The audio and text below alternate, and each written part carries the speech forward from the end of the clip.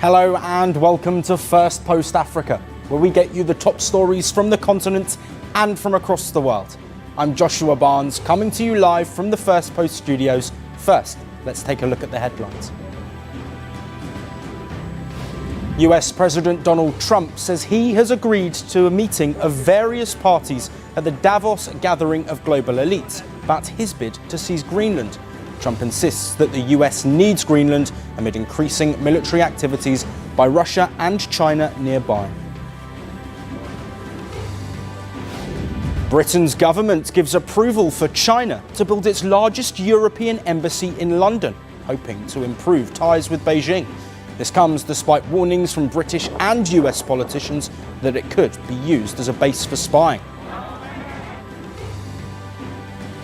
Ukrainian President Volodymyr Zelensky says he has been invited to join US President Donald Trump's Board of Peace, but that he could not envisage working alongside Russian President Vladimir Putin. Israeli forces ordered dozens of Palestinian families in southern Gaza to leave their homes in the first forced evacuation since October's ceasefire. This comes as residents and Hamas claim that Israeli military is expanding its area under control. And Uganda's army chief, who is also the son of long-serving President Yoweri Museveni, says he wants opposition leader Bobi Wine dead. This comes days after Wine claimed he had been forced into hiding.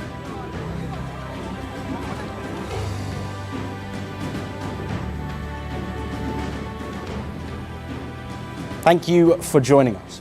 We begin with a power struggle spilling across West Africa. An assassination plot targeting Burkina Faso's leader Ibrahim Traoré is now unravelling beyond its borders, with a former president accused of being the mastermind of the attack has been arrested and extradited from Togo. That man is Paul-Henri Sandaogo Damiba, a former lieutenant colonel who briefly ruled Burkina Faso after a military coup in 2022. Reports say Damiba was detained last week in Lomé. He was reportedly questioned over his attempted coup in Burkina Faso and then escorted to the airport, where Togolese government claims he has been returned to his home country. Ouagadougou is yet to confirm these reports, but multiple reports suggest he has indeed been sent back to Burkina Faso. Damiba ruled Burkina Faso for just 8 months before Traoré overthrew him. He then fled into exile in neighbouring Togo. Authorities say that is where the plotting continued. They say the latest attempt was planned for January the 3rd. The alleged objective was to assassinate Traoré, eliminate senior junta leaders and disable a key drone base used in counter-insurgency operations. The government says the operation was coordinated from abroad and stopped just in time. On January 3rd, 2026, a plan was in place to destabilize the country. This was to be carried out through a series of assassinations, beginning with the neutralization of Comrade Captain Ibrahim Traoré. We have named only the main actor. He is former Lieutenant Colonel Paul-Henri Sandaogo Damiba.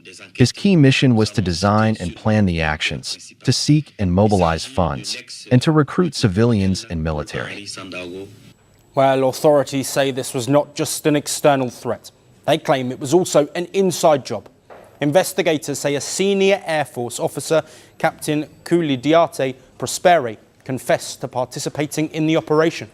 Officials say he admitted to receiving nearly $15,000 and took orders directly from Damiba. According to his statement, he was contacted via the Zangi messaging app and tasked with targeting the Sapane drone base. Authorities say disabling that base would have severely weakened Burkina Faso's military response. Burkina authorities also claim part of the funding originated from Ivory Coast, a serious allegation against one of France's closest regional allies. Abidjan has denied any involvement. A large portion of the funding comes from Ivory Coast, whose most recent operation amounts to $125,000. The allegations fit a broader pattern. Ouagadougou has repeatedly accused Ivory Coast of hosting networks working to undermine Traoré's government. In April last year, officials said they foiled another major plot linked to former Burkina officers operating from Ivory Coast. In July 2024, Traoré claimed a destabilisation effort was operating out of Abidjan, accusing Ivory Coast and Benin of hosting French military bases. Burkina says intelligence services foiled the latest operation before it could be executed. Had it succeeded, it would have reportedly been Burkina Faso's third coup in just 4 years, all of them allegedly linked to Ivory Coast. Since taking power, Traoré has also reportedly survived at least 18 assassination or coup attempts. Some estimates put that number even higher. He rose to power amid public anger over terrorist violence that killed thousands and displaced millions. Since then, he has expelled French forces, deepened ties with Russia, and formed the alliance of Sahel states, with Mali and Niger. At home, Traoré retains strong support from his people. But critics warn the constant state of emergency has come at a cost, with restrictions on media, suppressed dissent, and civilians drawn into the war effort. Regional analysts say these repeated plots underscore Burkina Faso's strategic position in Sahel, already on edge. What happens in Ouagadougou reverberates across the region. For now, Burkina Faso says that the threat has been neutralised and arrests are continuing. Damiba's expulsion from Togo may close one front, but in a country that has seen several coup attempts and for a president governing under constant threat, analysts say the risk is far from over.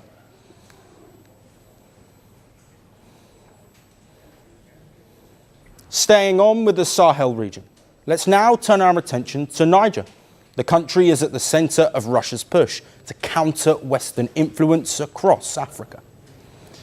And in a major diplomatic move, Moscow has appointed its first permanent ambassador to Niger in over 3 decades.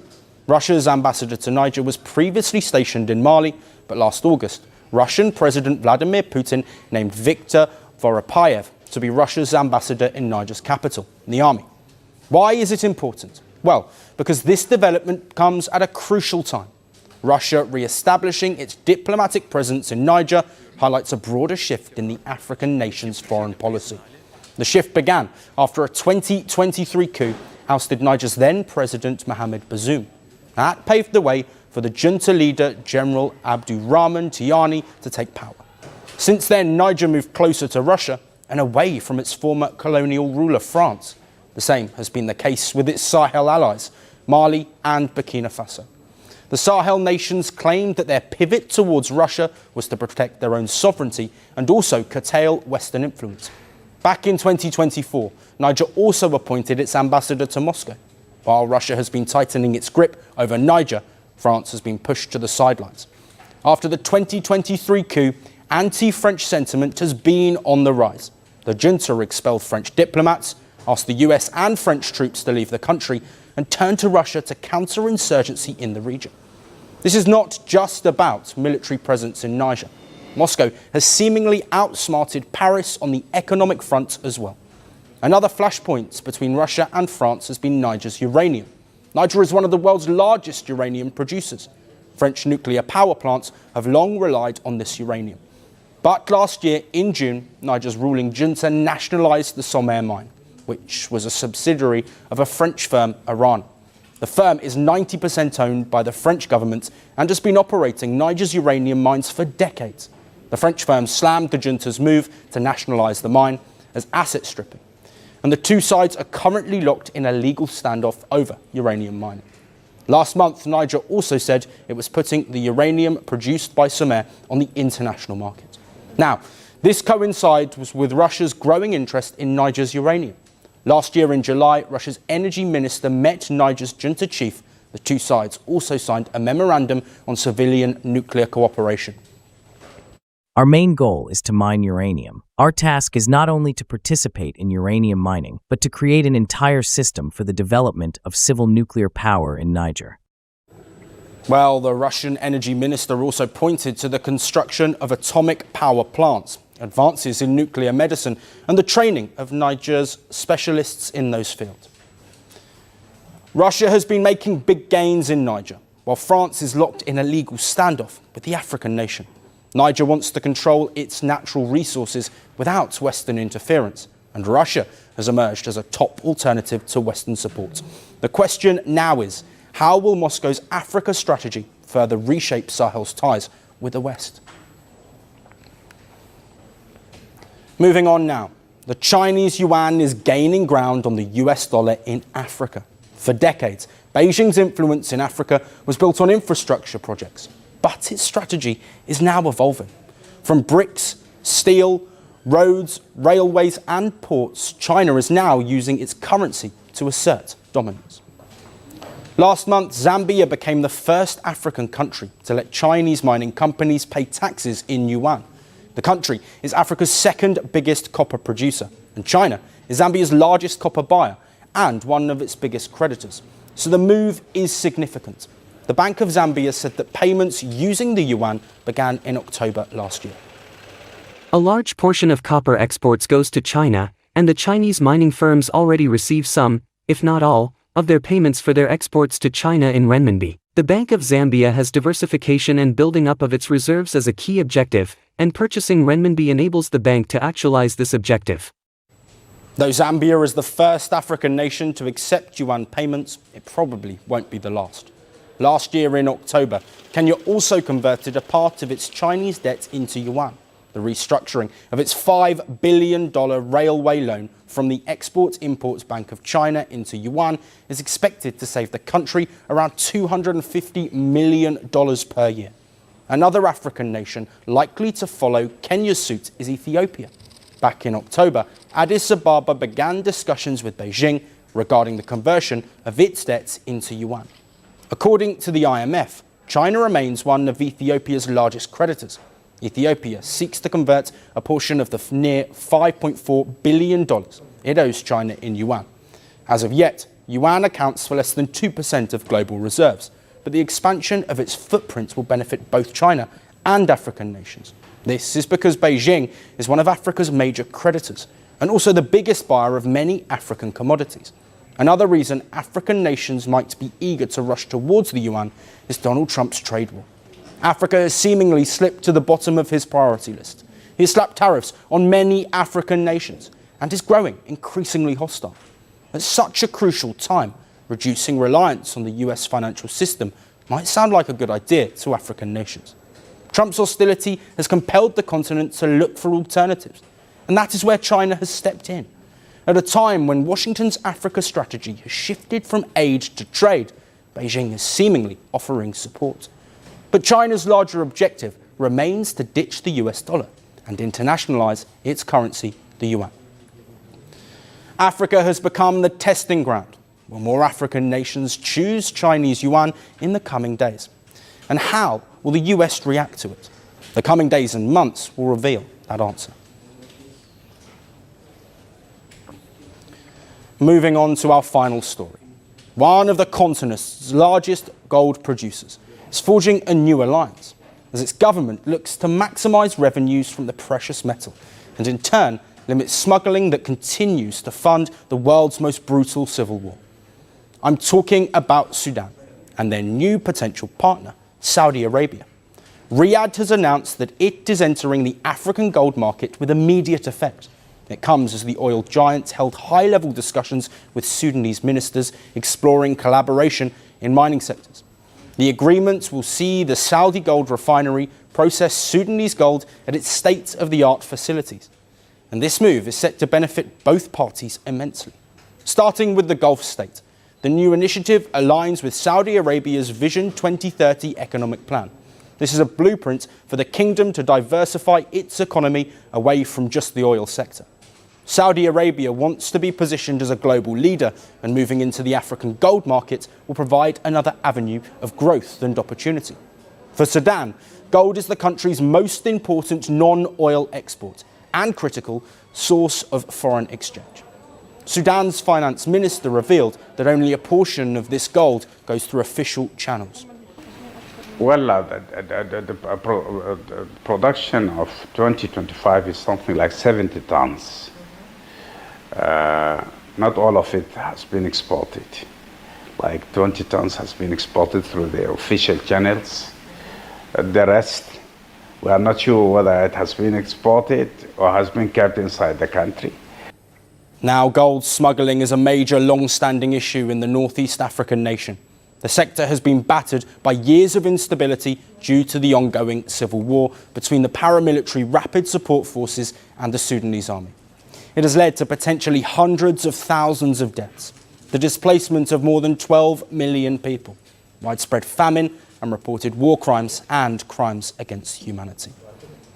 And this civil conflict has seen Sudan split into almost two, the RSF controlling the west portion and parts of the south, while the Sudanese army control the north and the eastern periods. And if we have a look now at this map, you can see all of the different gold concessions and gold mines that operate. And control, of course, effectively split, means that both warring factions controlled some of the region's mines. Profits from the gold smuggling have in part funded the ongoing conflict. So for Khartoum, this agreement signals a major strategic pivot. Sudan has long relied on the United Arab Emirates as the primary destination for its gold exports. But experts and officials highlight that the Dubai route has been plagued by issues like smuggling. Gold kept going out. Unfortunately, much of it has been smuggled through the borders or across the borders through different countries and going to the Gulf, mainly to UAE. So Sudanese authorities believe this partnership with Riyadh will formalise exports. If more of Sudan's gold goes through official channels, then potentially billions of dollars will go to the treasury. This would provide a major boost for Khartoum, which is facing a currency crisis due to the civil conflict. Then there is also the political and security tensions involved with the UAE. Sudan's military authorities have accused Abu Dhabi of arming and funding the paramilitary RSF, claims the UAE denies. But the country's de facto leader has even rejected ceasefire deals because of Abu Dhabi's involvement in the mediation process. The entire world has witnessed the UAE's support for rebels against the Sudanese state. If the mediation continues in this direction, we will consider it to be biased. So, this deal provides an alternative market for Khartoum and an opportunity to profit more from their mining sector. And it presents Riyadh with a new market to expand its growing global influence. But for the people of Sudan, the gold industry has fed a war machine that has created the world's worst humanitarian crisis.